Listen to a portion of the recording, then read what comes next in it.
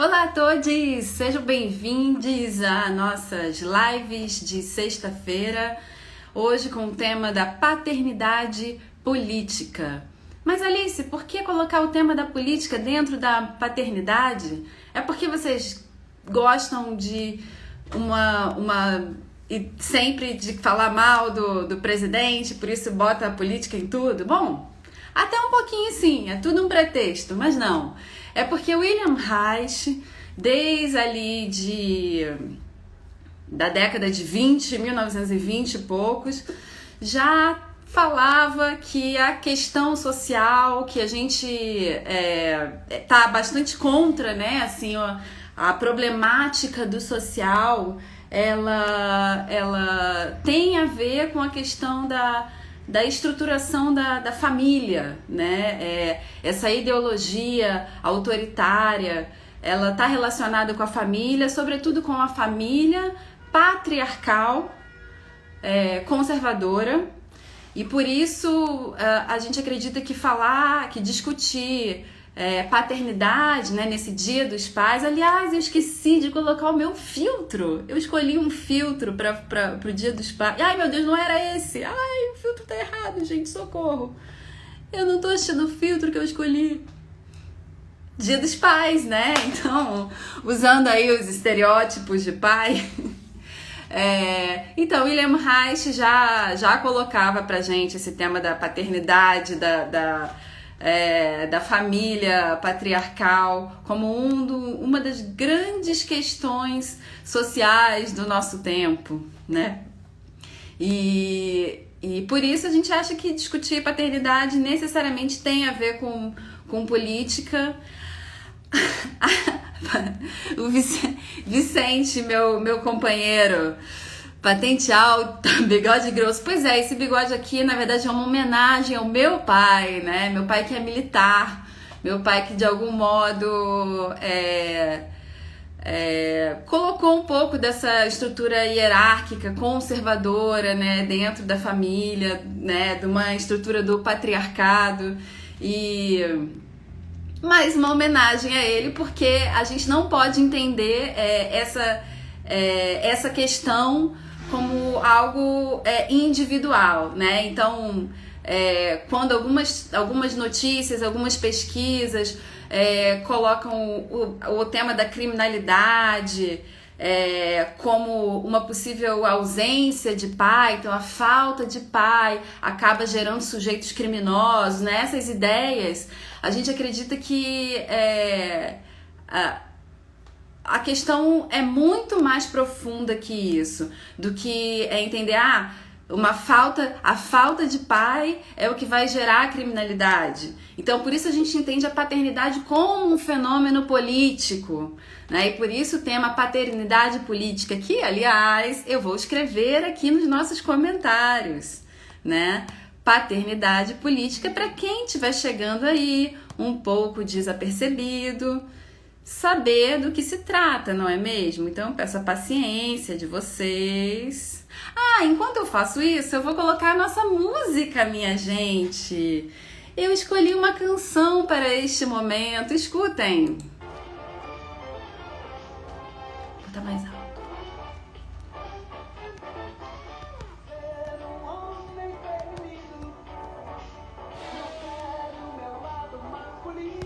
Estão ouvindo?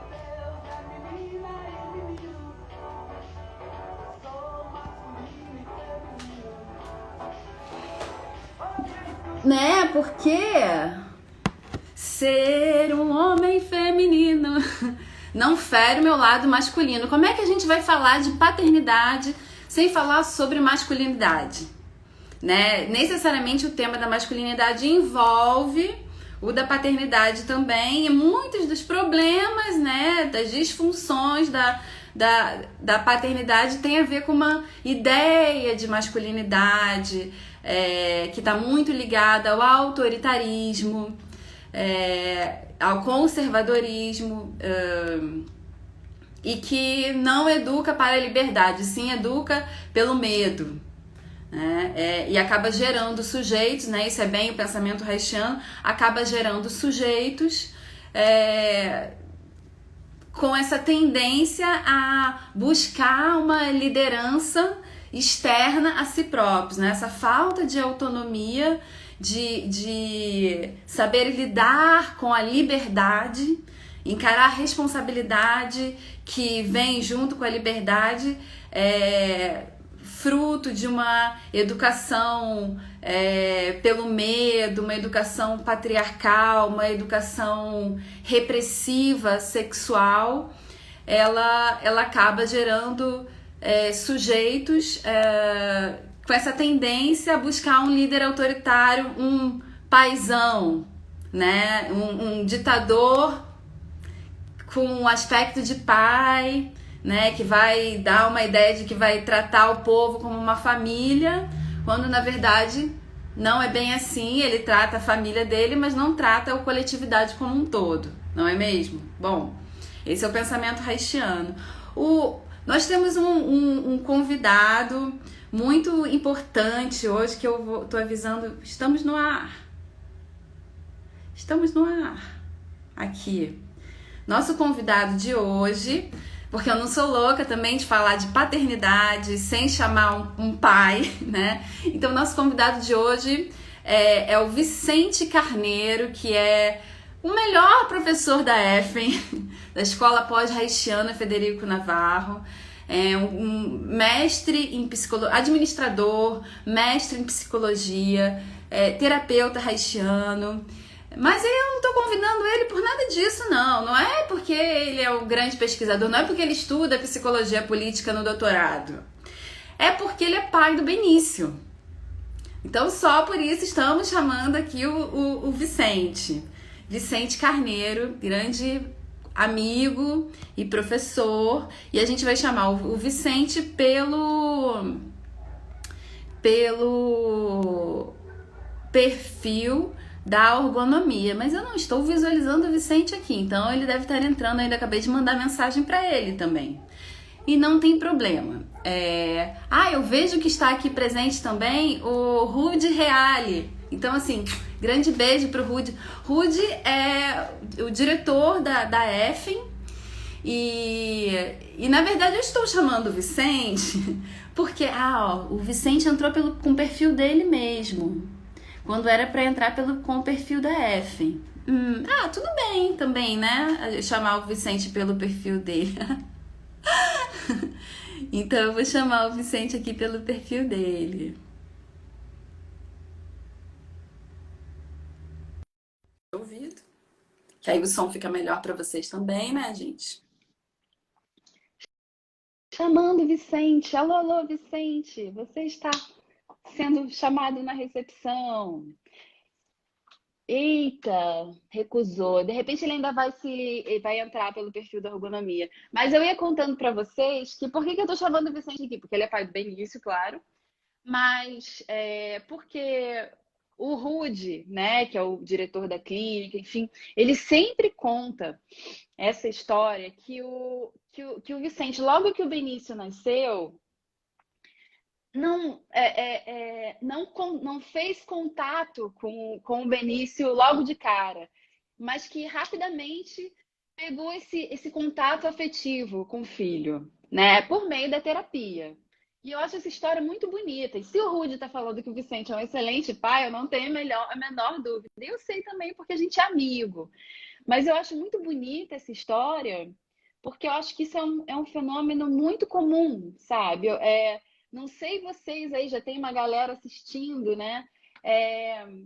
Pensando assim, o nascimento do primeiro filho, sabe? Filho ou filha, justamente não por uma questão individual, mas justamente por uma questão social que valoriza excessivamente, talvez assim, essa figura da mãe e da maternidade e às vezes não prepara tanto o pai para a paternidade, né? Às vezes é mais difícil dos homens contactarem com essa função do cuidado. E a gente está aqui, eu sempre gosto de dizer isso, né, gente? A gente está aqui sempre abordando os assuntos de um ponto de vista assim, ó, Vicente conectou aqui pela ergonomia. De um ponto de vista bem assim, sutil, profundo. Então, hoje a gente não vai falar dos pais que batem nos filhos, que abandonam. A gente vai falar, oi, Vicente, Bem, tudo bem? Já das... falei um monte aqui de você. Não sei se você ouviu o que eu estava dizendo de ti. Mas eu queria, assim, que você se apresentasse. Eu apresentei você já um pouco, mas eu queria que você se apresentasse, né? É sempre bom. E dizer também que eu estou muito feliz de estar te convidando aqui. Você é o primeiro homem que eu estou chamando nas minhas lives de sexta, Obrigado. né? Você sabe que a gente aqui é bem feminista, então não estaria chamando se não fosse você. Né? Porque você é pai do Benício, né? Não porque você é mestre, não porque você está no doutorado, não porque você é um excelente professor, mas porque você é um excelente papai. E Obrigado. conta aí um pouco pra gente, um pouco mais do teu percurso, né? Que nem todo mundo aí te conhece. Então, na verdade, obrigado por ter chamado para a live. Você me propôs, você falou, vou te chamar e vou te propor esse tema, né, da paternidade política, né? Eu achei muito bom, esse tema é muito legal, né? Até porque isso, a palavra, a gente que é haitiano, né? A Alice, ela é professora comigo na EFEM, e a gente dá aula há muitos anos juntos já, e fez a formação juntos, tal, já está há muito tempo nessa estrada aí, com o Rude orientando a gente. Na verdade, eu sou pai do Benício, ele tem 8 anos, vai fazer 9 agora no final do ano. E para mim, viver tudo que eu estudei no Reich e poder ver na prática, acompanhar esse percurso, né, poder ver na prática como é que é essa relação com a criança, com a mãe, essas dificuldades é bem importante, né? Então, eu não sei, eu acho que hoje eu vou escutar o que você tem para falar e tentar, né, dialogar um pouco com você dentro de algumas de repente pode ajudar as pessoas. Com certeza, né? A gente está aqui numa perspectiva teórica sempre, né? Porque a gente não está tricotando, mas também nessa ideia terapêutica, né? Eu acho que, bom, eu pelo menos, sinceramente, eu uso a live de sexta, assim, um pouco até como meu espaço terapêutico, né? Para a gente falar das nossas coisas e tal. E eu queria que você começasse falando, assim, um pouco. Eu contei já, desculpa, assim, mas eu contei um pouquinho da sua história. É, dessa história assim de como foi o teu processo de contato com o Benício, né? Nesse pensando assim, esse momento do início da vida da criança, desde assim da gravidez, né? Que para a mulher tornar-se mãe tem a ver com todo um processo 9 meses e às vezes para o pai é meio rápido, né? Acontece de uma hora para outra, então queria que você falasse um pouco disso, assim, esse papel do pai desde a gravidez, nesses primeiros anos de vida. E falar até um pouco das minhas dificuldades também, né? Então, eu acho que começar com esse ponto, né, é bem importante, até porque tem um público, né, que sabe qual é, e hoje essas questões estão sendo muito levantadas, e a gente, em vez de pensar pai e mãe, só pensar mais em função paterna e função materna. Eu acho que é importante, né? Porque a nossa cultura ela acaba que põe uma roupagem em cima de que em cima da função paterna e da função materna como sendo pai, mãe, como genitores, e aí toda essa ideia de papai, mamãe, o filhinho e um animalzinho doméstico, né? E aí eu fico pensando, e aí se não tem o pai e a mãe genitores, né? Essas funções paterna e materna, elas não deixam de existir. Então, quem é que assume essas funções na família, né? Às vezes é um tio, às vezes é uma tia, é um companheiro, é uma companheira. Então, acho que o primeiro ponto é entender que a gente vai falar o tempo todo aqui, o que eu vou tentar falar, da função paterna. No caso, eu sou o pai genitor, mas eu vou falar da função, né? Que eu acho que é importante. E pode ser que, eu fico pensando, na gravidez, nos primeiros momentos de vida, pode ser que não tenha um pai, né? Assim, é muito comum hoje em dia. Então, quem é que vai estar dando apoio para essa mãe? Quem é que vai estar dando apoio para essa pessoa que está cuidando de uma criança sem um pai, né? E eu acho que é aí que entra a função paterna. Porque, assim, sem dúvida nenhuma, quem vai carregar a maior responsabilidade com o embrião, com o feto, com o bebê, é a mãe. porque a mãe é o continente do bebê. Então, assim, se a mãe estiver bem, na maioria das vezes o bebê está bem. Se a mãe não estiver bem, o bebê não está bem. Então, se essa mãe estiver vivendo estresse, medo, insegurança, o corpo da mãe vai estar respondendo a isso e o bebê vai estar sentindo esses estados com ela. Então, a gente tem que lembrar que um bebê não tem os mesmos recursos, nem de uma criança e muito menos de um adulto para lidar com ansiedade e com estresse. Então, eu acho que o primeiro papel do pai na gravidez é poder ser um continente para a mãe, né? É poder cuidar que o ambiente emocional da mãe, né, e o ambiente físico, dentro da medida do possível, não sejam fonte de ansiedade para a mãe. Então, eu fico pensando que acho que a palavra-chave é gravidez, porque para a criança o pai não vai existir nesse momento. Mas acho que a palavra-chave é segurança, constância, suporte, né? E eu acho que nesses primeiros meses, na gravidez, nos primeiros meses de vida, a mãe ela vai estar muito alerta com uma relação de companheirismo. Porque, independente de com quem ela esteja, quem esteja exercendo aquela função com ela, porque ela vai fazer uma conta do que ela vai ter que enfrentar, eu acho. Né? Eu acho que dificilmente a mulher vai deixar de pensar assim, onde é que eu amarrei o meu bode? Com quem eu estou bancando isso? Né? E essa é importante que a pessoa que esteja fazendo a função paterna seja sensível a isso, né? Entender que essa pessoa que está gestando, ou que está cuidando de uma criança, fazendo essa função paterna, que é esse cuidado mais intensivo da vida, essa pessoa está fazendo uma conta o tempo todo, que é entre o quanto eu preciso me dedicar ao meu filho, o quanto eu preciso prestar atenção, né, a ele ou a ela, e o quanto eu vou precisar me dedicar para cuidar desse ambiente fora para eu ficar bem dentro. E acaba que isso vira uma conta energética, a gente pensar, uma conta de investimento interno, né? E essa conta a mãe faz, a pessoa que está com a função materna faz, o pai não faz. Essa função de como vai ter que dar conta, por causa da função. Assim, quanto mais a mãe tiver que ativar hormônios de estresse para enfrentar uma barra, para enfrentar um ambiente que pode quebrar, né, pior.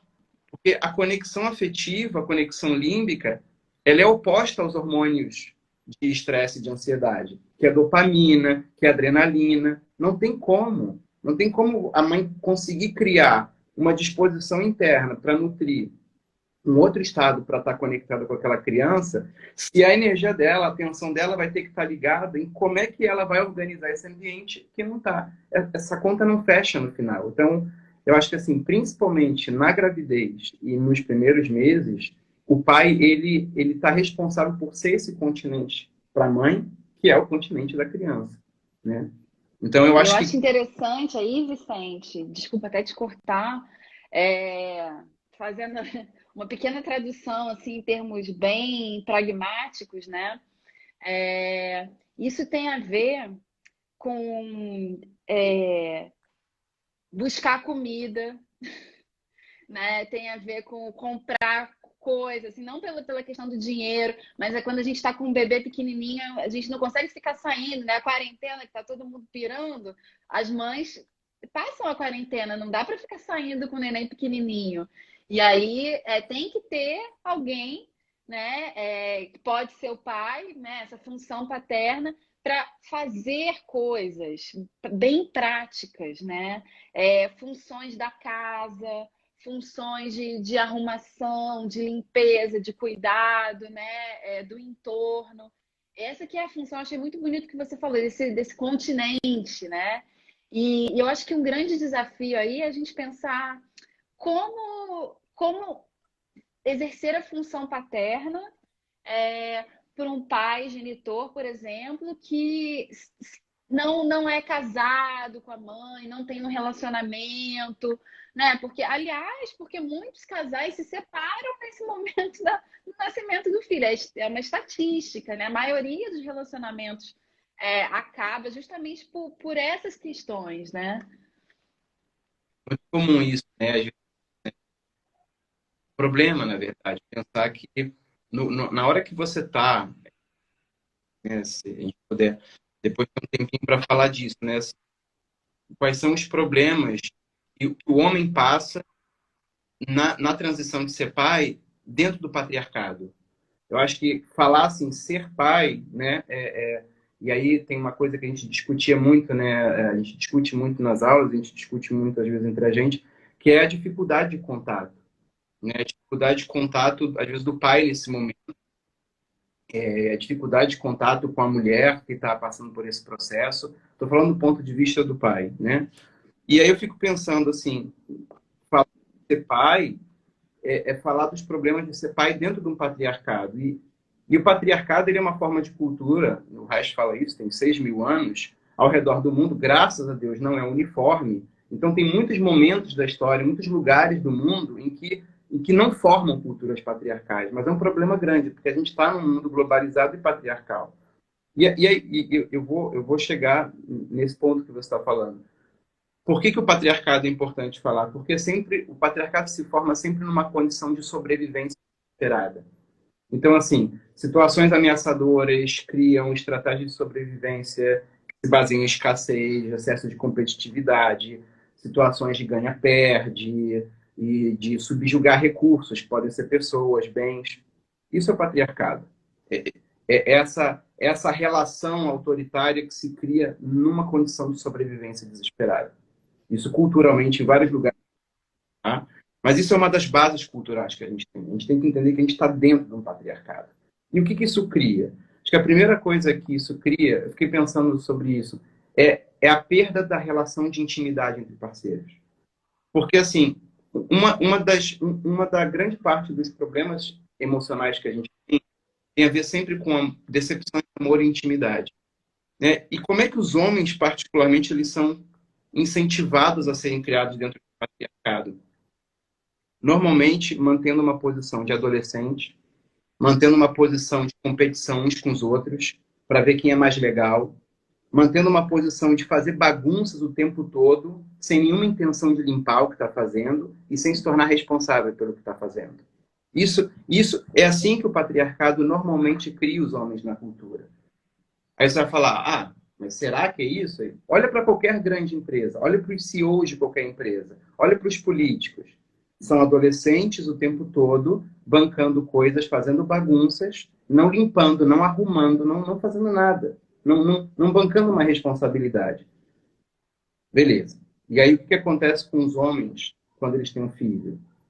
Na nossa cultura, tá? De modo geral, padrão. Do nada, eles têm que entrar numa relação de muita intimidade, muito cuidado e muita responsabilidade. E aí, eu me incluo nisso, eu tive dificuldade durante 6 meses para poder conseguir sair um pouco dessa cultura, né? E assim, junto com o filho, vem uma alegria muito grande. Você sente como um dos melhores momentos da sua vida, se não o melhor. Mas aí tem algum momento que pode ser que alguma coisa feche dentro da gente. Sistema nervoso autônomo mesmo, sabe? Você fica, desculpa o palavreado, mas você fica cagado de medo de fazer uma mudança cultural tão brusca. Você busca dentro meio parâmetros que você não tem, né? E a gente tem que se virar mesmo assim.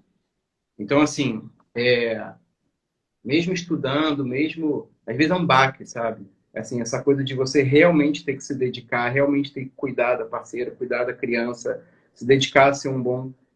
E aí, o que é normal? Eu me peguei muitas vezes fazendo isso, mesmo tendo consciência. Tá? E eu vejo inúmeros exemplos disso acontecendo, que é o homem começar a reagir nesse momento. Então, aí entra toda aquela fórmula do pai padrão que a gente já conhece, que as mulheres reclamam o tempo todo, que é o pai que abandona, o pai que não consegue estar atento às necessidades emocionais da mulher e fisiológicas dela, o pai que não consegue estar atento às necessidades fisiológicas e emocionais do filho, o pai que sente que está perdendo a liberdade e a juventude começa a intensificar comportamentos adolescentes. Esse é o pai padrão. Esse eu acho que é uma coisa que a gente vê muito e quando a gente lê os blogs, escuta as pessoas até na clínica, é uma reclamação que as mulheres têm do patriarcado. A produção de homens assim, né? Então, eu posso dizer com certeza, assim, se não fosse por pessoas muito importantes que me ajudaram, que me apoiaram, que me orientaram nesse momento para sair disso, né? E não comprometer a relação com a minha companheira, não comprometer a relação com meu filho, né? Teria sido bem difícil sair. Foi bem difícil.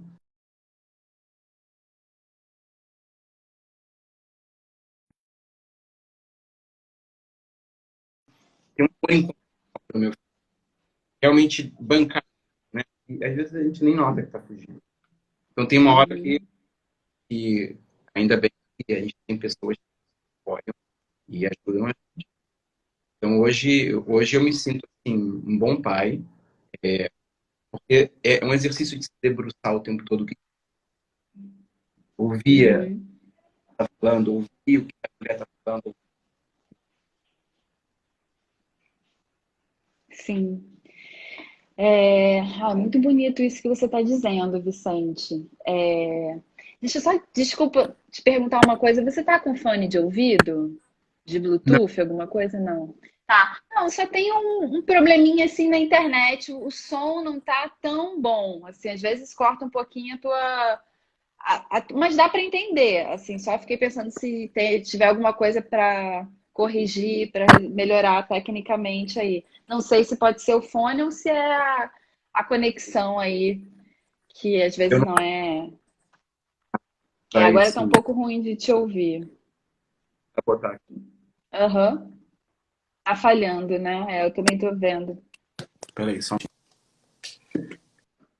Mas eu acho que é mais a coisa da conexão mesmo, assim. Tu tá na Praia Seca? Bom, não sei. Tô Aí aqui a tirando uns internet não é tão diazinhos de boa, férias né? e não. Mas eu não sei se Mas tudo melhorou o bem, a som gente vai agora. tocando. Melhorou, melhorou bastante. Tomara que fique assim agora. Ótimo. Mas olha, muito bonito o que você está dizendo. É, E eu acho assim, frisando, assim, o que eu percebo disso, né, é que essa possibilidade de contato, né, e essa satisfação, né, dessa relação com o filho, que é tão bonita, né, como você mesmo diz, tem a ver, desculpa, eu preciso ser esquemática aqui, né? Porque Uhum, isso aqui uhum, é um instrumento que mulheres que estão nos assistindo vão passar para homens, que tem homens assistindo. Então, assim, essas coisas bem pouco valorizadas socialmente, bem objetivas, né? De ficar se preocupar com a mulher, e com casa, e com comida, e com limpeza. Isso, essa preocupação, ela acende alguma coisa, ela faz uma conexão que liga o coração do pai com o filho. Essa responsabilidade eu tô, né, simplificando muito, né? uhum, Mas isso eu acho bem importante de dizer, que eu acho que é também o que você está dizendo. Quando o homem está nessa posição meio adolescente, meio assim despreocupada, irresponsável, não acende alguma coisa dentro dele, alguma coisa, uma coisa boa, né? Uma coisa uhum, uhum, prazerosa, satisfatória também. E ele perde uhum. alguma coisa com isso. Ele perde intimidade, E Alice. Acho que é essa que é a questão. Você poder sentir que aquela criança ela está na tua guarda, que é importante que a mãe fique tranquila enquanto ela está ligada contigo, enquanto a criança está na guarda. É uma sensação de que. Porque assim, a criança responde muito rápido a essa mudança, a esse ambiente. Não é nenhuma mudança de ambiente, mas a criança responde muito rápido. Assim, né, dependendo do que, como que o pai entra com a criança e inicia ela, né, a gente pode depois falar um pouco disso se você quiser. A criança fica sagaz muito rápido, ela responde rápido, você vê que a mãe relaxa. Então, assim, a relação melhora. É muito bom poder sentir que tem esse feedback por uhum, uma coisa que a gente tentou intervir, né? uhum, E não só participar dessa cultura do jeito que foi ensinada. Tentar mudar um pouco sim. isso. Eu acho que traz muito feedback. Uhum. Sim, sim, com certeza, né? Eu gosto muito de ressaltar esse aspecto positivo, porque às vezes, assim, até eu acho que muito dessa rede aqui são mulheres feministas, são mulheres que vão cobrar os pais dos filhos e demandar coisas. E às vezes, até como a Patrícia comentou aqui, e às vezes rola uma disputa entre mãe e pai e das mulheres cobrando, coisa assim que aí o homem vai, né, sentir essa cobrança, sentir. E eu acho que a gente, como psicólogo, né, como pais também, eu acho importante a gente destacar o ganho, o benefício para o homem de exercer essa função, né? Enfim, como que isso não é só assim que a mulher é chata, tá cobrando. Não, é porque isso desenvolve mesmo o ser, né? A pessoa. E, enfim, Eu acho que também mudando um pouco.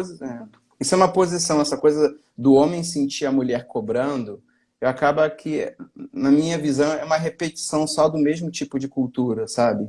O homem, ele força uma barra para tentar manter um grau, sei lá, de liberdade, ou de que está na cabeça dele, e acaba que ele meio que falha nesse suporte. Aí a mulher entra em estresse, entra em ansiedade, e ela começa a cobrar isso. E aí é fácil para o homem, às vezes até o homem que teve a mãe que foi assim, sabe? E botar a mãe assim, não, você está sendo chata, você está sendo... Isso, na verdade, acaba que fica uma relação que, assim, para a mulher, com certeza isso deve ser tirar muito tesão, provavelmente. Assim, essa coisa de ter que ter um marido meio adolescente, sabe? Assim, um marido que... Eu percebo um pouco isso, entendeu? Uhum, com certeza, né? Até como a gente sempre fala, né? A gente não sente tesão em mamãe, nem em papai, né? Nem em filho, assim. Então, essas projeções, esses mecanismos de projeção, de ver, que acontece mesmo, né? Quando a gente vira pai e mãe, e aí até às vezes começa a se chamar de papai, de mamãe, um ao outro, e entra nesse lugar do papai e mamãe, o sexo papai e mamãe, né? Que como uma coisa assim menos interessante. E a única forma de sair desse lugar é a colaboração dos dois, né? Então, se o homem está num Uhum, lugar assim meio querendo sair do serviço, né? Querendo burlar a tarefa e fazer o mais rápido isso vai estourar como na mão de alguém, né? sim, como se estivesse se dando bem, né? Assim, porque não Uhum, precisa trabalhar tanto por aquilo. Na verdade, ele está perdendo uma coisa muito uhum, preciosa, né? E a gente uhum, na clínica, a gente percebe isso nos nossos pacientes, né? Assim, que tem a pessoa ganha esse gosto, essa satisfação maior, né? uhum, Pela vida, com esse amadurecimento, é, uhum, nessa transformação que é ser pai de uma forma participativa e responsável. Eu acho que é um pouco isso. Aí vamos mudar de assunto, né? Porque a gente tem uma uhum. listinha de Claro, tópicos e claro. tal. A gente prepara aqui, pessoal. A gente não fica só conversando aleatório, não. A gente tem um. E vamos andar, ó. Acho que vai ter até outra segunda parte da live, tá? Porque já estamos. Se bem que a gente já falou alguns pontos do final, né, Vicente? Uhum, Mas eu queria trazer um pouco, assim, não a gente aprofundar demais nisso, mas que existe uma ideia, assim, nosso público, assim, tem muitos psicólogos, né? E aí, quando a gente fala psicólogo, a gente fala de pessoas que estudaram psicanálise, necessariamente, né? Porque psicologia sempre estuda psicanálise. E a uhum, psicanálise tem essa ideia do complexo de Édipo, né? De uma função paterna bem específica do contexto psicanalítico, que a gente, uhum, enquanto terapeuta haitiano, psicólogo haitiano, nós temos divergências. Né? E aí eu queria trazer esse assunto, assim, qual que é a uhum, diferença, né, da perspectiva haitiana para a psicanalítica? Nesse aspecto da função paterna. uhum. Eu acho que isso é uma questão que ela está muito ligada nesse paradigma freudiano mesmo, né? A ideia do Édipo, né, é essa ideia de que traz uma rivalidade entre o filho e o pai em relação à mãe, ou entre a mãe e a filha em relação ao pai, né? E acaba que o Freud ele criou isso dentro de um mito, né, do Édipo Rei do Sófocles, né? E isso acabou ganhando na teoria dele um status de teoria da sexualidade. E eu acho que assim a ideia seria explorar, o que se poderia pensar numa ideia freudiana, a ideia seria explorar como é que a criança ela acaba dirigindo, né, em desejos sexuais ao cuidador do sexo oposto, né? Então, por exemplo, e aí deseja que o cuidador do mesmo sexo desapareça. Por exemplo, o filho que quer, essa história é clássica, né? O filho que quer a mãe para si, aí rivaliza com o pai, essa atenção, esse amor da mãe, né? E acaba querendo excluir o pai. Essa é um pouco do que está por detrás do complexo de Édipo. Só que para o Freud, essa ideia seria universal, ela seria um complexo, essa rivalidade aconteceria em qualquer cultura. E aí, no fundo, está mostrando o medo da criança ser castrada sexualmente, ou seja, de ser punida pelos seus interesses sexuais. É como se o Freud estivesse dizendo que, universalmente, as crianças fossem ser punidas pelos seus interesses sexuais e as meninas se sentirem punidas por não ter um pênis, né? Assim, se você for ler nos textos do Freud, acaba que é um pouco assim. Na minha visão, claro que é evidente que a teoria do Freud tenta colocar que o patriarcado é uma coisa natural e os problemas do patriarcado são naturais. E o Reich, que é a linha que a gente trabalha, que foi aluno do Freud, ele teve uma discordância séria com o Freud em relação a isso, né? Porque para o Reich não existe a ideia de que a castração, criação de ansiedade e de medo existem na natureza como uma condição universal. Né? E isso é uma produção cultural específica, de uma cultura específica, ou de tipos de culturas específicas. Aí ele percebeu uma coisa muito simples, que nessa virada do século XIX, que é quando o capitalismo ainda ganhava força, e quando Freud escreveu a teoria dele, a burguesia ela tinha uma vida privada, o Foucault fala muito disso, né? Tinha uma vida privada muito escondida, muito moralismo, muitos tabus sexuais, né? Tinha um moralismo muito grande. E as crianças elas não podiam brincar com outras, elas não podiam explorar, ter tranquilidade para expressar os afetos delas e explorar isso com outras crianças. Então, imagina, uma criança é uma bombinha de energia. Ela está lá, ela tem agitação, ela produz, ela corre, ela quer fazer coisas. E aí elas estão presas, imagina naquela época, tá? Elas estão presas, a maioria das relações que o Freud estava analisando, estão presas dentro de uma relação de uma família privada e essa sexualidade começava a acontecer e as crianças, sabe aquele filme, quem puder ver, Shine, Brilhante? Ele é muito interessante, porque mostra exatamente o momento onde o Freud estava bolando a teoria e onde o Reich também estava se deparando, aquelas famílias meio de interior ou não, meio alemães na época, e a rigidez do pai, a mãe super subserviente, a família toda com aquele patriarcado instaurado, né? E poucos afetos, e as crianças ali tinha uma hora que elas faziam o quê? Tinha essa sexualidade acontecendo, ela começava a sexualizar, né? Se dirigir para quem? Se não tinha outras crianças, se não tinha com quem essa criança socializava, se dirigia para os pais dessa excitação. Aí a criança meio que juntava uma ideia de um afeto que ela não consegue com uma agitação sexual. E aí, quando a criança vinha, às vezes se roçar e nem percebia que estava acontecendo isso, por ansiedade mesmo, o que os pais faziam? Olhavam com horror e repudiavam a criança e o pai vinha e castrava. Né? Como isso acontecia na cultura? Porque era um problema cultural, o Freud via isso em todos os consultórios, ele falou, bem, isso é universal. E o Reich falou, não, isso é um problema específico de uma certa cultura que cria esse tipo de mecanismo entre as crianças. Então, eu por exemplo, eu vejo muito meu filho, né? Assim, ele se excita, mas ele não tem maturidade genital ainda, né? Então, assim, ele não tem interesse em levar a excitação dele para ninguém, ela é difusa. Então, às vezes ele tem ereção, às vezes ele fica distraído com alguma coisa, ele mexe, e aí ele tá lá se mexendo, mas não é direcionado a nada. Ele tá só excitado, aconteceu. E aí o que a gente faz como pais quando a gente vê? Nada. A gente só ignora, sabe? Porque não tem nada de relevante para ser dito ali. Então, tem umas cartas do Reich com Malinowski, né, que eles falam, e aí, quando tem aí as crianças que ficam aí no complexo de Édipo, ficam, né, o menino tentando se enroscar na mãe, o que as índias fazem? Né? Eu estava falando com o Malinowski. As índias veem que a criança está precisando se relacionar, brincar, tocar, aí ele pega, ele tira a criança dali e põe para brincar com as outras crianças. Não é um problema, não surge um problema. Mas dependendo de como você afoga esses processos, esses jogos infantis, dessa relação, a criança ela começa a criar ansiedades dentro. Eu acho que essa que é a questão principal, né? Então, assim, claro, que se ele está em casa, mas aí ele está pelado, ele está correndo pelado, a gente explica para ele, olha, boca, ânus, pênis, né? Ninguém tem que pôr a mão ali, ninguém tem que mexer, nada, isso é seu, isso é uma intimidade sua, né? E eu e a mãe, a gente chamega muito com ele o tempo todo, mas em nenhum momento tem uma excitação genital direcionada, porque ele não tem nenhuma ansiedade com isso não brota, né? Então, eu acho que assim, quando, né, que é o caso muito das pessoas que o Freud analisava, e que o Reich via também, acho que quando a criança ela carrega sexualmente por um genitor, ou ela começa a ter fantasias de uma aproximação sexual mais íntima, mesmo que difusa, mesmo que rudimentar, eu acho que tem uma maturação neurológica acontecendo forçadamente. Às vezes por medo, né? Ou até um abuso que esteja acontecendo, assim.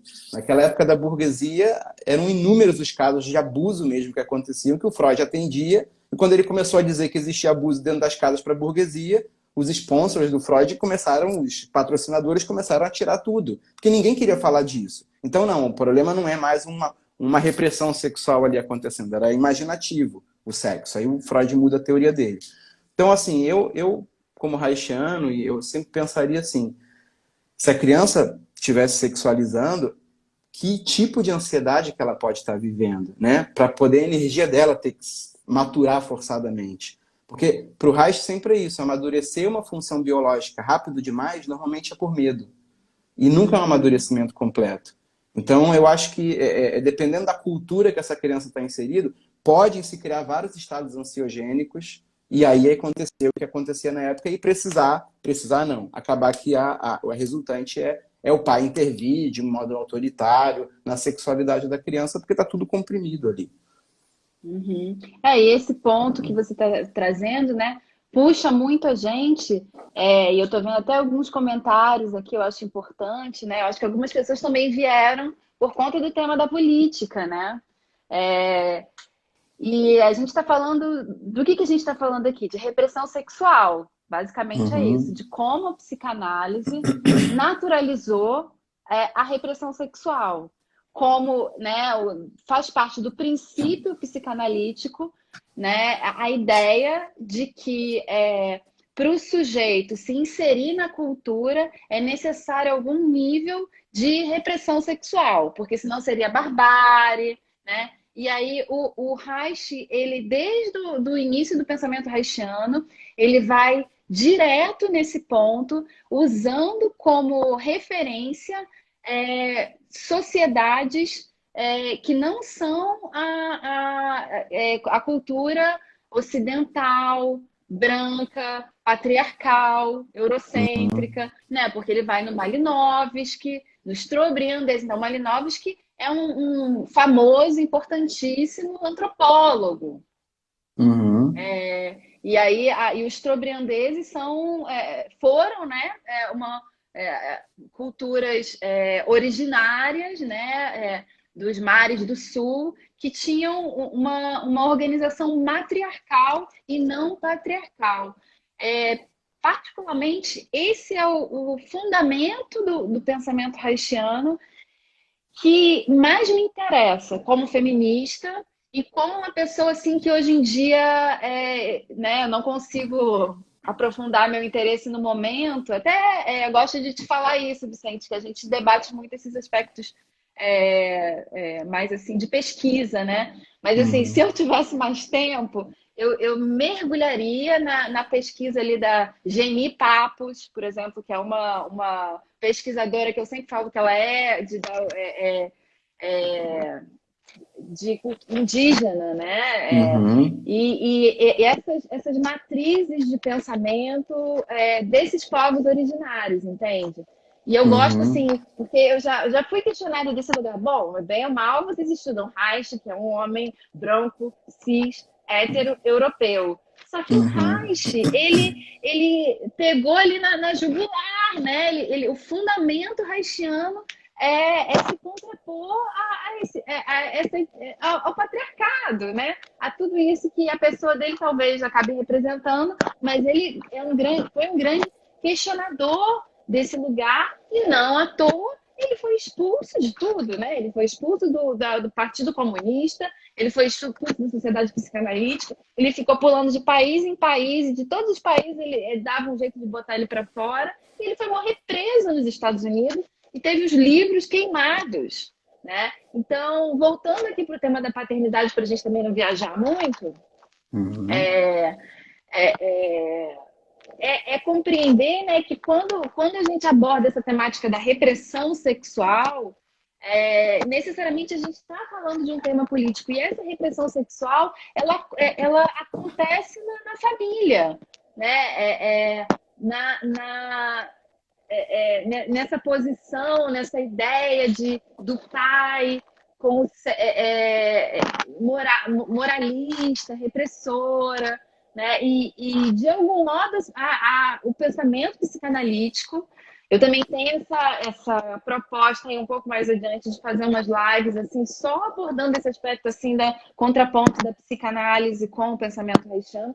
De algum modo, a psicanálise freudiana clássica, né, não todas as psicanálises, porque tem muitas, né, ela acaba reiterando essa ideia do pai, do indivíduo pai, enquanto aquele que vai ser o responsável por formar um cidadão dentro da lei, né?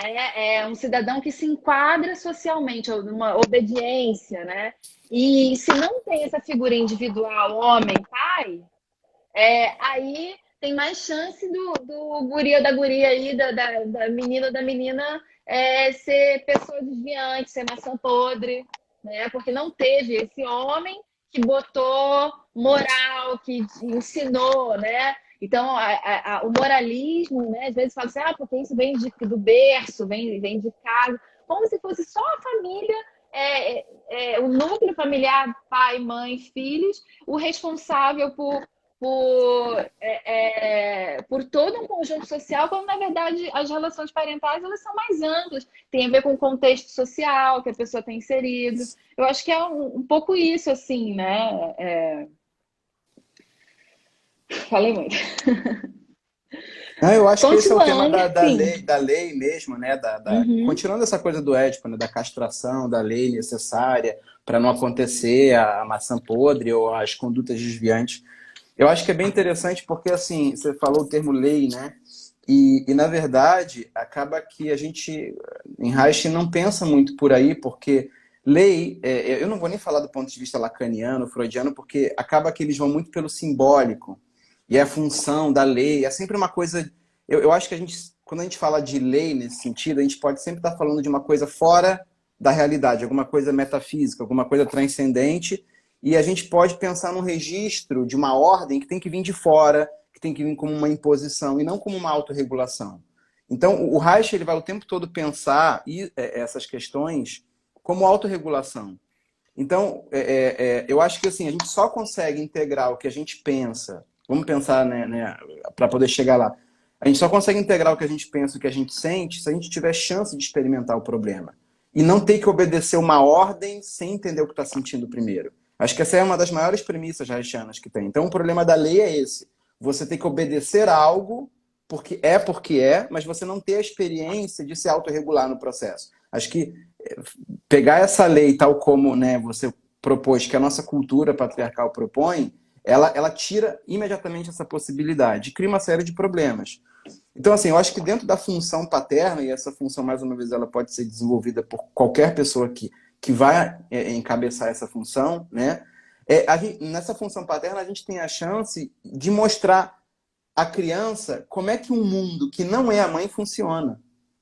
E eu acho que aí começa a ser bonita a coisa. É um mundo que tem limite, é um mundo que tem acordos, é um mundo que cada ambiente tem suas regras, tem seus contratos. Então eu acho que como pai, na função paterna, a melhor coisa que a gente pode mostrar ao filho ou à filha é como aprender a transitar num mundo que não é a mãe.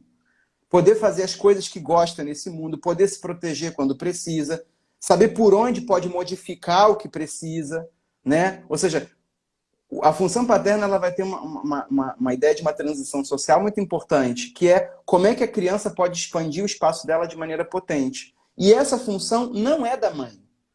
O mundo não é a mãe, né? Então, assim, quando a gente capacita uma criança para ela andar no mundo, quando a gente ensina ferramentas a ela, a gente ensina ela a observar relações, né, do mundo, a gente chama isso de iniciação. Então, assim, a função paterna, depois que a criança desmamou, é iniciar a criança nos códigos do mundo. Em princípio, é no mundo familiar e depois no mundo social. Então, por exemplo, isso foi uma dica que o Rudy deu para mim na época que o Benício estava, né, já crescendo os dentinhos, que é quando o corpo anuncia, ó, tô pronto para comer, né? Então, assim, tem uma forma não ansiogênica do pai iniciar a criança no mundo que não é a mãe, que é nesse momento que aparecem os dentes, né? O pai, a pessoa que está fazendo essa função paterna, poder apresentar alimentos salgados à criança, por exemplo. Então, eu me lembro que quando o dentinho dele começou a crescer, eu pegava um ossinho da galinha, às vezes comia um galeto, alguma coisa, pegava um ossinho da galinha que ainda tinha um saborzinho e dava para ele com a gengiva, mastigar, chupar. E eu me lembro que a primeira vez que ele fez isso, ele ficou muito alerta. Assim, ele ficou muito alerta e muito animado, ele não sabia o que era aquilo, né? Porque, assim, a mãe, de uma certa forma, é meio monogosto. É leite. A mãe é leite. É peito, é seguro, mas é igual, né? Então, assim, se o campo emocional da mãe autoriza o pai a entrar, e se o pai convida a criança para ir para longe da mãe com alguma coisa que excite ela naturalmente ela vai largando o peito. Então você não precisa intervir, castrar, desmamar, impondo, porque isso vai criar um problema. A criança, se o pai puder entrar com a função dele, né, de levar a criança para apresentar um mundo que não é a mãe, ela acaba desmamando por vontade própria. Ela vai fazendo essa transição. E aí tem até esse ponto, que tem um livro de um cara que é o Pierre Rissolier, que ele fala num livro sobre a audição, e ele falou uma coisa muito importante, que é bem haitiana ali, que é quem autoriza o pai a fazer o papel de pai é a mãe. Não é porque nasceu e você tem essa autoridade, porque esse lugar não existe para a criança. Quando a mãe ela vai entendendo que ela se sente tranquila com o pai, que aquele pai promove um ambiente, uma extensão que é não ansiogênica para a mãe, e a mãe entende que está segura nisso, ela dá autorização para poder a criança sair dela aos poucos. Então, assim, às vezes tem muitos casais que, assim, às vezes se separam, por exemplo. E aí a mãe até às vezes tenta ser super legal, assim, sabe? Tipo, não, eu vou incentivar meu filho, minha filha a ir para casa do pai, ficar com o pai, aquela coisa toda. Mesmo que a mãe queira, aí tem uma hora que você vê aqueles casos que as crianças não querem. Não quero meu pai, não quero, repele. E aí, claro, assim, às vezes o que acontece é que entra de novo o patriarcado e diz, bom, o pai se vê sem recursos para trazer a criança, e em vez de perguntar, em vez de tentar entender o que ela está sentindo, fala assim, não, mas eu sou seu pai. Não, mas é bom você vir comigo. Você vai vir comigo querendo ou não. Entra com a solução patriarcal de sempre, que é lidar com a escassez e tentar fazer um autoritarismo em cima. Quando, na verdade, eu fico pensando, por que não perguntar para a mãe o que a mãe está sentindo em relação a ele? Porque às vezes a mãe está com questões mais mal resolvidas em relação ao pai. Às vezes ela acha que é inseguro o pai. Às vezes ela se sente insegura. Ela está com medo do pai de alguma forma. E aí ela transmite isso para a criança pelo campo. Ela não precisa falar, ela não precisa falar. Ela pode falar, filho, filha, vai com o papai.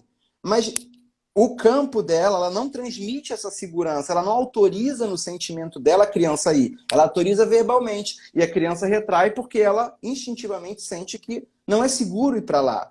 Então, talvez, às vezes eu fico pensando assim, quantos casos não poderiam ser o marido ou o pai, né, falar para a mãe o que você sente, ver que a criança está com essa dificuldade, falar o que você sente em relação a mim. Você sente medo? Você sente raiva? Porque se não limpar isso, a mãe não vai dar essa autorização. Ela vai dar verbalmente, mas no sentimento não. Né? Exatamente. Então, eu já vi casos assim, né, de pais, pais separados, né? Que aí o pai, ele quer ter uma relação com o filho desde pequenininho, né? Mas assim, independente da mãe, né? E isso não vai rolar, assim. Como que a gente diz isso? Não vai acontecer assim. Se o pai está numa briga com a mãe da criança e numa posição de desrespeito, evidentemente a criança vai sentir isso e vai passar o ato, né? Vai trazer à tona esses problemas no corpo dela, né? Eu acho que sempre o argumento, né? Então aqui também a gente tem psicólogos, a gente tem pessoas que podem usar esses conhecimentos para cuidar de outras e para ajudar outras pessoas. Então, eu acho que o principal argumento é sempre assim, compreender que tudo isso vai passar para o filho, né? E puxar esse aspecto, porque às vezes os pais se odeiam, né? Tem raiva uns dos outros, e isso a gente não vai resolver. Mas é compreender assim que tem que conectar com uma coisa afetiva em nome da criança. Né? Porque estamos aqui falando de pais que querem o bem dos seus filhos, né? E que estão dispostos a se trabalhar e a se repensar pelo benefício dos filhos, mesmo se já não se amam mais, né? Mas não se amar, não ter um relacionamento sexo-afetivo, não quer dizer que não seja possível ter um relacionamento de pai e mãe de uma criança.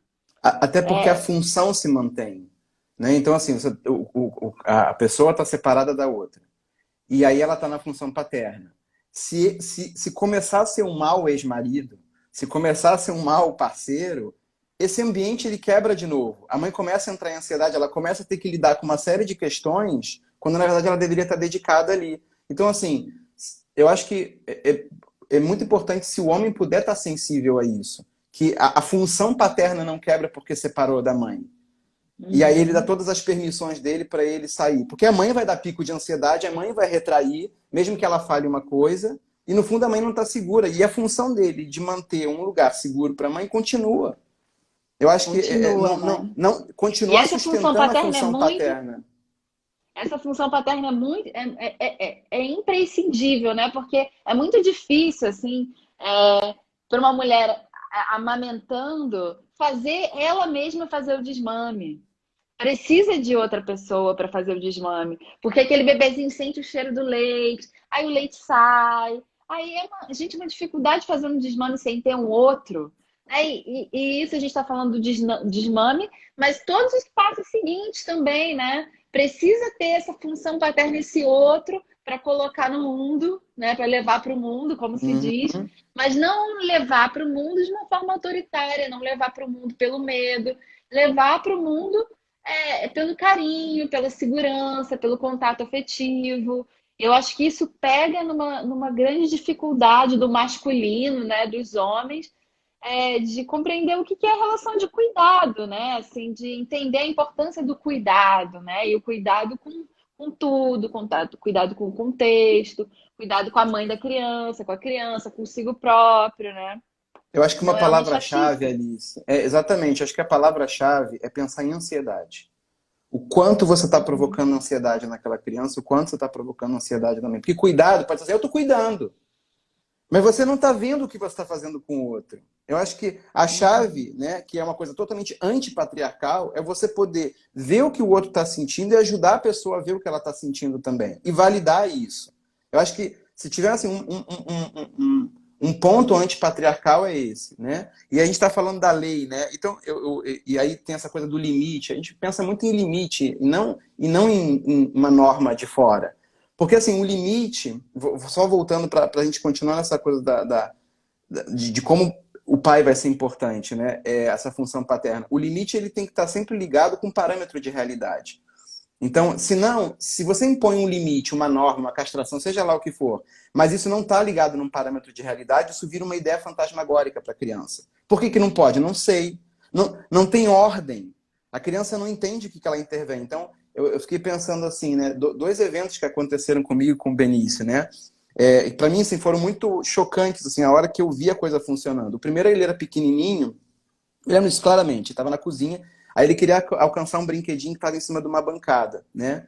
E aí ele teve a ideia de pegar uma mesa que era meio redonda, e aí ele subir na mesa redonda para poder pegar o brinquedo que estava na bancada. Quando eu olhei, criança é isso, né? A criança está quieta, tá fazendo alguma coisa interessante para ela, né? Então, ele começou a tentar subir na mesa, aí eu olhei e eu falei assim, cara, ele vai cair. Se eu agisse só de uma maneira habitualmente cultural, assim, sabe? Tipo, como eu fui criado, eu provavelmente daria um berro, eu mandaria ele descer dali, que ele ia cair, aí a coisa que vai me dar trabalho, né? Eu iria lá pegar o brinquedo para ele, né? Uhum. Então, assim, se eu pegasse o brinquedo para ele, desse um berro e falasse, você vai cair, e fosse lá e pegasse o brinquedo, eu ia estar iniciando ele. Eu ia estar iniciando ele a dizer assim, que o mundo é inseguro, que alguém tem que resolver o problema para ele e que ele não pode desenvolver uma competência para resolver o problema. Então, Uhum. assim, aí eu falei, olha só, desce daí, tá? O que vai acontecer se você botar força aqui na borda? Aí, não sei, então bota. Aí ele apoiou o pé no chão, empurrou a mesa, pum, caiu. Falei, se fosse você na borda, aí o que ia acontecer? Aí ele ia me machucar, ok. E você ia chorar. Então, assim, como é que você pode subir na mesa sem cair? Aí eu falei, olha só o meio é estável, a borda não é estável. Como é que você vai fazer? Aí ele ficou testando a mesa, não sei o que e tal. Aí uma hora ele testou, uma hora ele foi no quartinho, ele era pequeno, puxou uma cadeirinha pequena, subiu na cadeirinha, apoiou, deitou o corpo no meio da mesa, subiu, pegou. Falei, ok. A regra, aí eu saquei assim, a regra não é minha, eu não tenho que inventar a regra é da mesa. A mesa tem a regra dela. Ele... Vicente, desculpa te cortar, é porque vai cair a live, tá bom? Daí a Uhum, gente volta e continua o assunto, né? Para não ficar tá muito. bom. Então a gente vai encerrar aqui, vamos salvar bem direitinho e aí depois a gente volta, já já, tá? Ok. Pessoal, voltem com a gente, tá muito bom. Voltando aqui para a segunda parte da nossa live que tá maravilhosa, dessa conversa com Vicente Carneiro sobre paternidade política. Enquanto eu espero, eu vou voltar aqui com o meu filtro de papai. Deixa eu chamar de novo o Vicente pra gente retomar aqui, né, gente? Chamando aqui. Ah, o meu filtro saiu. Quando a gente chama, o filtro sai. Mas tá bem bom esse papo, né? Oi, Alice. Voltando, Voltamos. vou só escrever aqui o assunto de novo. Mas gostei muito dessa história que você contou, da mesa, né? Eu super me identifico porque Caetano adora subir em tudo quanto é lugar. Deixa eu Né, colocar aqui. Continue, continue. tem uma segunda história também que eu fiquei pensando, né? Que essa foi mais Uhum, recente. Tem 1000 histórias, né? Mas, assim, uhum. são nesses momentos que eu acho que eu consigo ver, assim, o que é a intervenção e como é que a criança fica depois. E não tem que castrar, não tem que impor ansiedade, não tem que dizer se ela consegue, se ela não consegue. Eu acho que o adulto inventa muita regra para o benefício próprio e não deixa a criança entender que o mundo tem regras, que as coisas têm ordens, né? Então, o adulto, ele impõe, eu acho que uma coisa ansiogênica na criança de ficar lidando com bicho-papão, fantasmas, não pode, porque não sei. A criança não sabe nem o que dá para fazer, o que não dá. Isso particularmente me irrita, porque eu vivi muito isso nessa cultura, né? Então, assim, teve uma outra que foi assim, né? Ele estava com um amiguinho, e aí ele sentiu, ele estava jogando um joguinho nesses de celular, né, com um amigo, e aí ele viu que era mais prático pegar o jogo da mão do amigo, porque o amigo estava errando muito o jogo, estava morrendo, né? E aí eu e a mãe, a gente perguntou assim para ele, por que você está fazendo isso? Aí ele falou, porque ele está morrendo muito e não sabe jogar. Aí eu tirei ele dali, levei pro quarto, ou seja, botei ele num outro lugar, né? Coloquei um, eu falei assim, senta aqui comigo, deixa seu amigo esperando lá, senta aqui comigo. Aí peguei um outro joguinho de corrida de carro. A gente ficou jogando, eu falei, joga. Aí ele começou a jogar, aí ele morreu. Aí eu tomei o celular da mão dele, comecei a jogar e passei a fase. Aí eu falei, o que você sentiu? Aí ele, raiva. Por quê? Porque você tomou da minha mão. Você quer que o seu amigo sinta raiva de você? Aí ele, não. Eu falei, ok, volta pra sala. Então, assim, a gente tenta balizar o tempo todo que ele não tenha a sensação de que tenha nenhuma ordem que seja imposta sem sentido. E eu acho que assim, isso foi muito na base haitiana. Se você não puder sentir o problema, você não entende o problema. Então, assim, eu acho que muito parte, né, da nossa cultura é silenciar e castrar. Então, deu problema? Não faz a criança se responsabilizar, não faz ela sentir o que ela está fazendo, só silencia e castra, né? E aí, o que acontece na adolescência? Você vira uma panela de pressão e isso explode. Então, assim, não forma consciência, não forma integridade, não forma disciplina, não forma nada. Mas é a forma mais tradicional da nossa cultura de tentar botar a coisa no lugar, tá? E o normal é isso. Então, assim, se a criança fez uma coisa ruim, a gente pode reprimir ela, a gente pode colocá-la numa posição de vergonha, a gente pode fazer a criança sentir que ela é errada em vez dela entender por que o que ela fez tem problema. Nossa cultura oferece um leque de opções para a gente muito grande, né? A gente pode fazer a criança se adequar a uma norma dizendo que ela é uma coisa, que ela é feia, que ela é mal educada, que ela é desobediente. Aí a gente cria uma identidade para a criança. E a gente pode fazer a criança se modificar para atender à lei por medo, por vergonha, mas não por inteligência, né? Então, assim, Você já falou coisas que eu acho fundamentais, né? É, esse ponto, né, de que, bom, essa educação impositiva e também que traz um conteúdo assim muito abstrato, né, do é feio, é errado, porque eu quero, sem explicar, até que funciona enquanto a criança é criança, né? Pode ser bem eficaz, é bem eficaz, assim, naquele momento ali. É bem eficaz entre aspas, né? Mas assim, funciona rápido, né? Porque assim dá um grito, ponto, a criança fica coada e responde ali. Mas quando faz essa virada para a adolescência, realmente isso é um problemão. A gente teve live de adolescência aqui, né? Falamos um pouco disso. Isso é um problemão, né? E é muito comum mesmo, assim, pais que têm um bom contato com seus filhos, aí o filho entrou na adolescência, acabou. Acabou e o pai ficava, quer dizer, não é que tinha bom contato, é que sentia que estava tudo bem, porque criança, você briga, você dá um gritão na criança, 5 minutos depois ela já está toda boazinha de novo, porque é criança, né? A criança tem essa coisa assim muito abundante afetivamente, assim, criança Só que esquece, né? isso Essa não vai ideia para de qualquer criança. lugar. Esse é o ponto. É aí que é a teoria da formação da coraça do Reich. Isso vira inibição do sistema Uhum. nervoso autônomo. Na iminência da pessoa sentir alguma coisa, o sistema trava e ela fica insensível àquilo. E isso cobra um preço lá na frente, porque vira uma panela de pressão. Exatamente. Eu acho que esse é o ponto, né? E esses exemplos que você traz, né, Vicente, são exemplos de muito diálogo. É uma educação trabalhosa, é uma Dá educação que trabalho. Eu acho que essa é a precisa palavra de mágica. Dá tempo, trabalho. dá Dá trabalho. trabalho, precisa. Você não pode estar com pressa no cotidiano.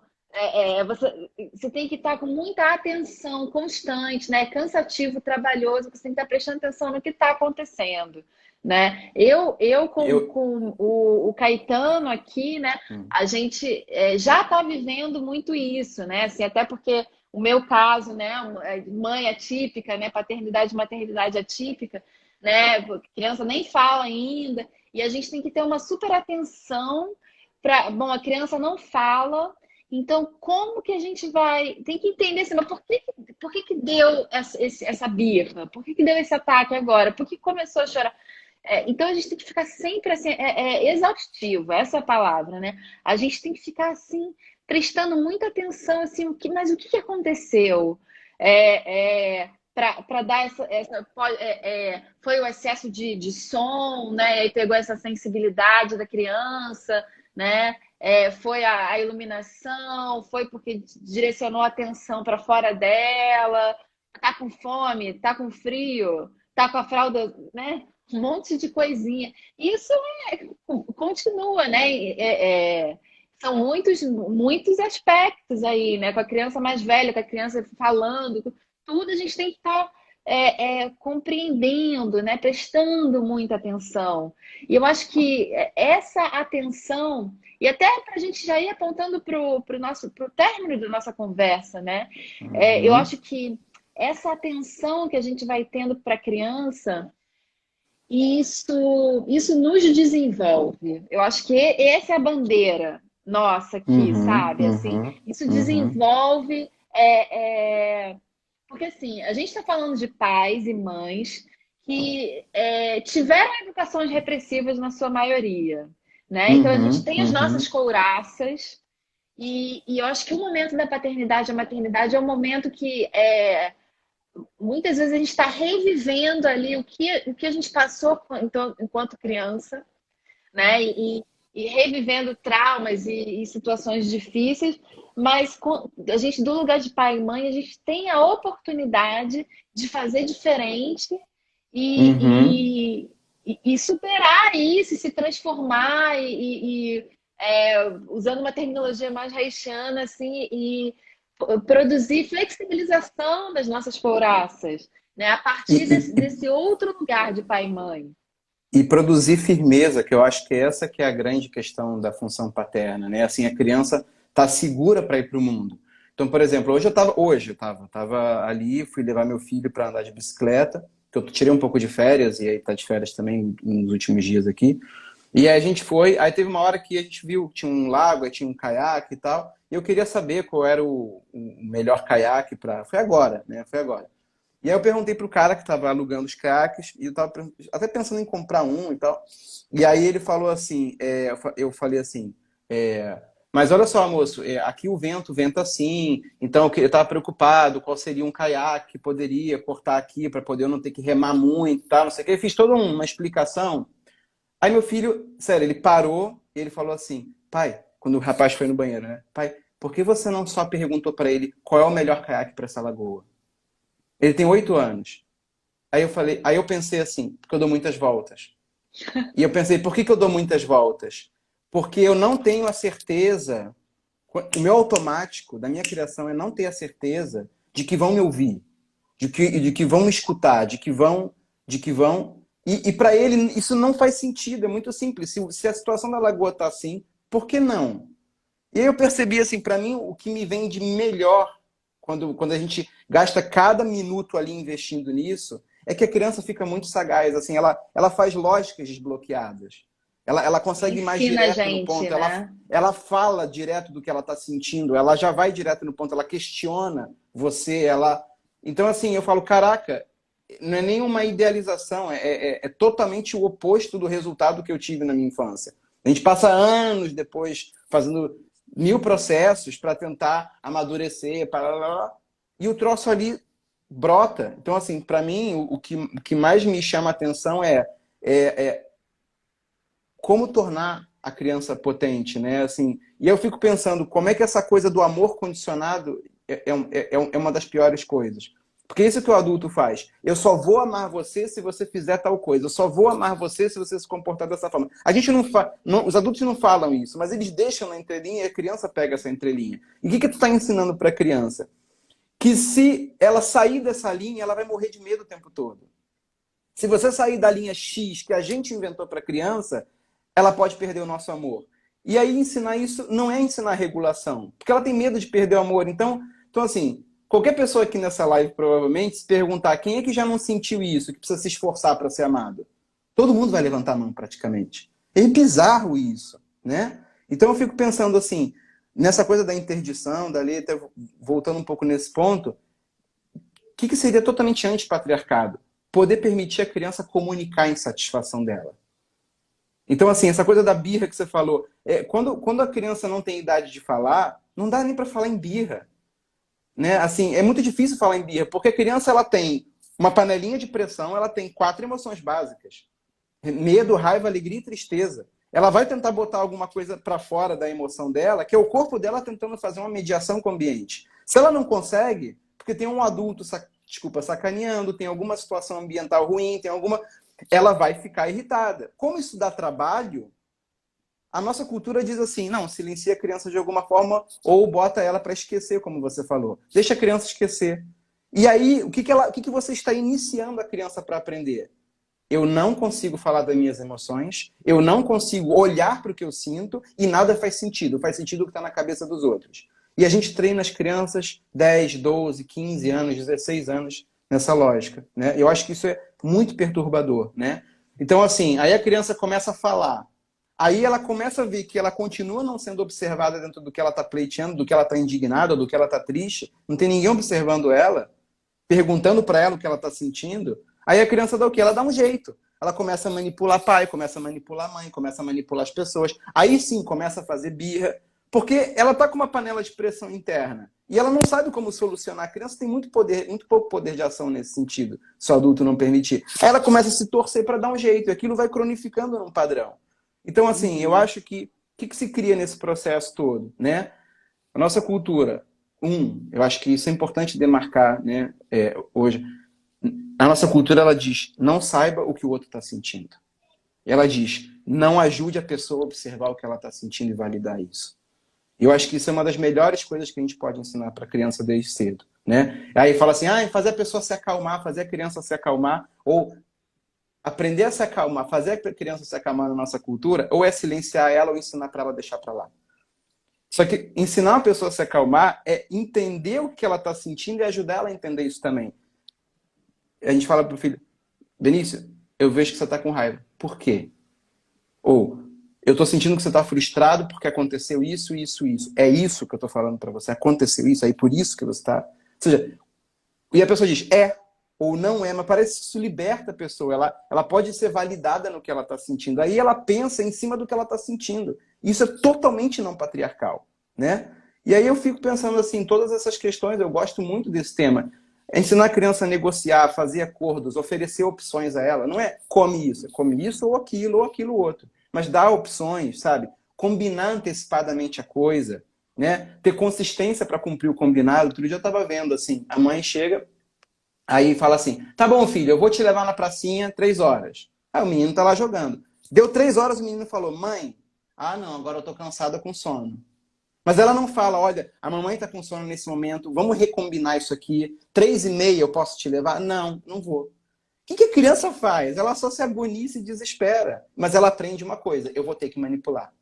Eu vou ter que achar um jeito para poder ver o que eu tô... Então, eu acho que esse é um dos principais danos que a nossa cultura traz. Não deixar, não validar o que a criança está sentindo.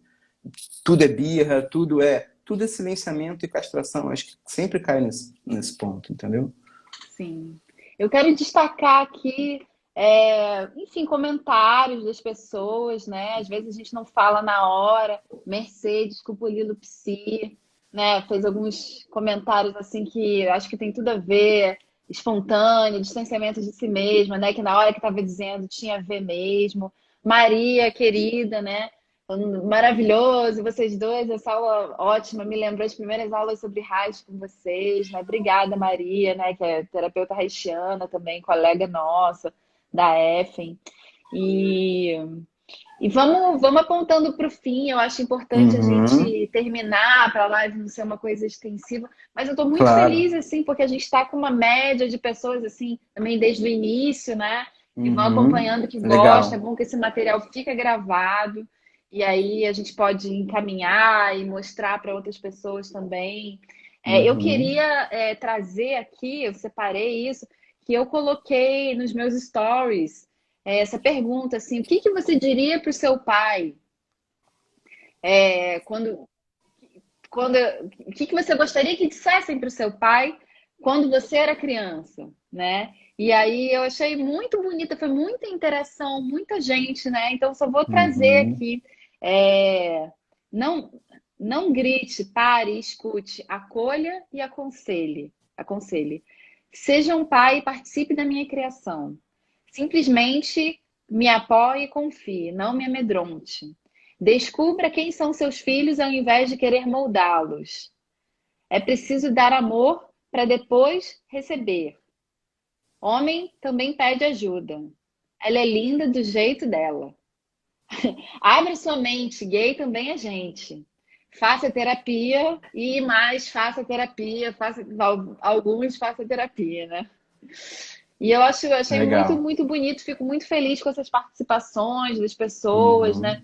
É muito importante esse engajamento, né? Até do ponto de vista das redes sociais, porque esse discurso reichiano, ele é alternativo, né? Ele é contra esse status quo, né? Então a gente discutir tudo isso tem tem esse caráter político, né? Voltando para fazer essa amarração, né? A gente debater paternidade nesse nível de sutileza, de profundidade, né? Eu sempre faço uma pequena pesquisa na semana do assunto que a gente está tratando, né? Às vezes eu leio algumas coisas, mas muitas vezes eu escuto podcasts e lives e percebo assim que às vezes o debate acaba ficando superficial, né? Porque tem um público mais de massa que a gente tem que dizer coisas assim muito básicas, né? Só que aqui a gente puxa para um debate bem mais aprofundado, mas também numa linguagem que as pessoas podem entender. Então, eu acho isso muito importante esse esquema de pirâmide, né? De indicar, né? Tem uma gaivota aqui embaixo, a gente pode mandar a live para as pessoas, a gente pode falar desse trabalho. Eu tenho um canal do Telegram agora, né? Um grupo. Tem uma lista de transmissão no Instagram, mas agora eu estou apostando aí no Telegram, que é mais fácil, né? E, bom, a gente tem a EFEM, né? A Escola Pós-Reichiana Federico Navarro, que tem cursos, né? Então, cursos livres, inclusive, podem ser feitos assim por pessoas interessadas nesses assuntos. O próximo curso é o curso da psicologia política, que trata de todos esses temas, né? E agora, assim, né, que eu tenho muita gente aqui de Chapecó, de outras cidades, agora os cursos estão todos online, né? Então, é uma baita oportunidade. Eu estou podendo dar aula no curso, né? Sendo online, eu posso participar, então eu estou dando aula no curso da psicologia política, vai ter outros cursos mais adiante. Então, a gente entende o pensamento haitiano assim, como uma militância política, né? Assim, como uma bandeira a ser levantada, né? Assim, como uma ferramenta de transformação social, mas uma transformação a partir das relações, né? Entendendo que a política não é algo, não é macropolítica, não é algo externo, não é algo que é só pela votação, né? Mas pela Exato. transformação das nossas relações, né? Que não adianta nada assim você pensar só em termos de partido X, partido Y e não pensar as relações, a política das relações, né? A política da família, da paternidade, da maternidade, das nossas redes em volta, né? E fomentar E outras culturas, né? Uhum. Exatamente, trazer outros referenciais epistemológicos, que não esse que fica só reiterando a cultura patriarcal, eurocêntrica, branca, enfim. Então é isso que eu quero trazer para essa galera que está nos assistindo, que vai nos assistir mais adiante, né? Para chegar junto mesmo, esse engajamento, participação, promoção desse trabalho. Eu estou fazendo um estudo um pouco, Vicente, das redes sociais, sabe? Estou Legal. bem interessada nisso, até porque a gente está atendendo online, né? Então, e eu vejo assim, muitos perfis de Instagram. é, Bem ruins e cheios de seguidores. Ruins, não especialmente ruins, né? Porque tem uma inteligência em ter um perfil super cheio. Mas perfis assim que só copiam dos outros, que são Uhum. basicamente cópias de outros. E aí não tem uma produção autoral, né? Não tem um pensamento Uhum. próprio por trás disso, né? Então a gente está aqui numa resistência, né? De a gente estar produzindo, a gente está pensando, né? A gente está se comunicando com as pessoas. Isso tem que ser valorizado também, sabe? Uhum. Esse papo aí para a galera que está assistindo e quero muito agradecer a tua presença, Vicente. Não, obrigado pelo convite, foi bem legal. Bem legal, né? E aí fica É. gravado esse material, vamos salvar essa live também. E continuar. A live que vem, de sexta que vem, né? Porque toda sexta que eu tô aqui. A live de sexta que vem eu vou chamar a Mirela Rocha, professora Mirela Rocha. A Rocha, Mirela Rocha, usar ela. A Rocha. Não, Prof. Mirela, e ela vai falar sobre relações étnico-raciais, né? Que é um tema Legal. assim importantíssimo, né? Que a gente precisa falar sobre isso. Eu estou aqui no sul, né, em Chapecó, e a gente vê cada coisa de psicólogo assim que não compreende essa questão racial, né? Hum. Isso Bem, é um tema bem importante para a gente, então bem vamos puxar importante. esse assunto aí na sexta que vem. Legal. Só dando mais um aviso aqui, né? Proclames da paróquia.